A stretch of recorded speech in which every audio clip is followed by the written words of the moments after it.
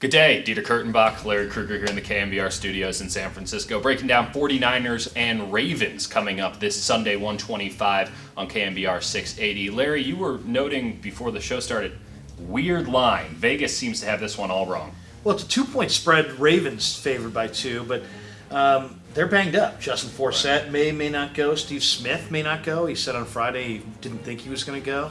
Ravens traveling across the country. Right. I think the 49ers, not only is this a winnable game for the 49ers, I think this is a game the 49ers should be a 2-point favorite. But I think people are maybe overreacting to the fact that Eli Manning, in a very high-profile game, roasted them for over 400 yards. And you look at that game against the Giants, obviously Manning had a day to remember with that final touchdown and over 400 yards, but there's a lot of positives, and it sucks that we're talking about the positives of a loss, but that's where the 49ers are at this juncture. What did you see in that game against the Giants that you think can be carried forward for the rest of the season? Well, it's an interesting question. I would say, one, the passing game was better than we've seen. I mean, they got the ball to Anquan Boldin. They took some shots down the field to Torrey Smith. In addition to that, they ran the football. Right. I mean, Carlos Hyde, running against a pretty good run defense, had a nice day at the office. Now, can they maintain that? That's the question, because Hyde took some hits, and I saw this week, 49ers have a new plan with Hyde. They're not going to practice him very much. So he's not going to get any contact during the week because they're trying to preserve him for 16 games. And you may see them delve into the free agent market looking for a veteran back or two because they probably won't get to the finish line with Reggie Bush and Carlos Hyde. They say that there's only so many hits a running back can take, and we all remember Carlos Hyde didn't get hit a lot in college, but he's definitely been taking hits so far this season. He's been excellent. The yards won't show it at the end of the season, but this guy's making something out of nothing every play. The offensive line play has been much maligned. I think you and I are probably at the head of that carriage leading the charge against this offensive line, but I kind of liked what I saw out of Andrew Tiller on Sunday, the right guard. Jim Tomsula isn't really showing his hand now. He might stick with Jordan Devey, but they split snaps, and this guy was just signed off the practice squad. Do you see Tiller taking that job, or do you think that it's going to split going forward? It's interesting. Tiller, actually, even though he's new to the 49ers active roster, has actually been in-house for over a year. Right. So he actually has some knowledge of what they're doing, maybe more so than Jordan Devey. I think what I see with Tiller is a guy who graded out the highest of any of the 49er offensive linemen in the preseason, according to Pro Football Focus, and a guy who I think gives you a little bit more pop in the run game. So, I think they'll continue to share time over the next 2 or 3 games. But my expectation is, as the calendar turns towards December, I think Tiller's going to move in at right guard full time. Speaking of bad offensive lines, I guess I've used that line twice now this week, but the Ravens, what happened? That used to be maybe not one of the best, but certainly a stout offensive line. It's falling apart right before our eyes.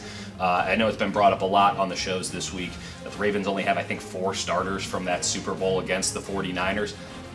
Is this a team that's moving in the wrong direction? Is this a team that's just banged up by injury? What's going on with this Ravens team? Because, as you mentioned, they shouldn't be favored against the 49ers, and we all pretty much know what the 49ers are. Yeah, well, I mean, you know what the most amazing stat of this week is?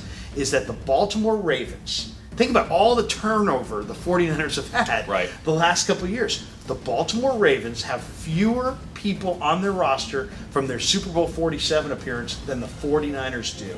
And that's shocking when you think of the turnover here in San Francisco. At a certain point, we have to start referring to them as the 49ers East, right? Because, I mean, there's so many similarities between these two teams. You say the 49ers should be a 2-point favorite. I say pick them. I mean, who knows? These are two teams that seem to be going in the wrong direction. Maybe the 49ers, who kind of started off at the bottom, are going in the right direction now. Nowhere to go but up there. But I think this game has the makings of just a really ugly contest. That or a total shootout. I mean, I don't know what to believe anymore. These are two teams that don't really have playoffs written all over them. Where do you see this one ending up? Turnovers. Yeah. It's all going to be about turnovers. It really is. I mean, the 49ers have to produce some turnovers, and they have to avoid turning the ball over. I'll say this. The team, I agree with you, by the way, the team that wins the turnover battle wins this game.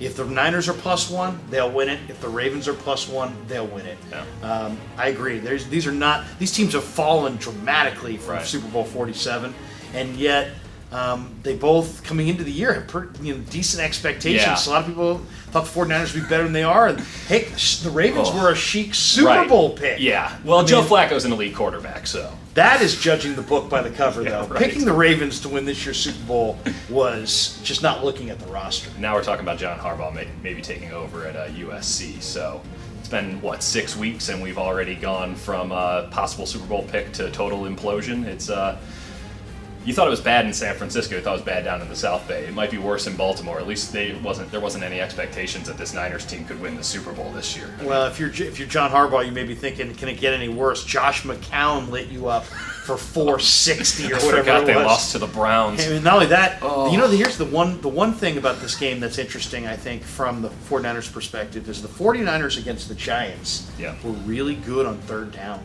Shockingly and kept good. drives alive. Yeah. The Ravens' defense against the Browns last week was really bad on third down. Ultimately, third down's the money down in the NFL. And it really gets tied into the whole turnover thing. Whoever wins third down and controls the turnover, wins the turnover battle and wins on third down, will win the game. I expect it to be the 49ers, but I agree with you. It's probably going to be a slugfest. Yeah. It's probably going to be kind of ugly. Yeah, I got 2-0 49ers as my final score. Should be rough. We'll have plenty more from Santa Clara on Sunday. Larry Kruger, Dieter Kurtenbach, signing off with the wonderful Fosters. Bye, Australia.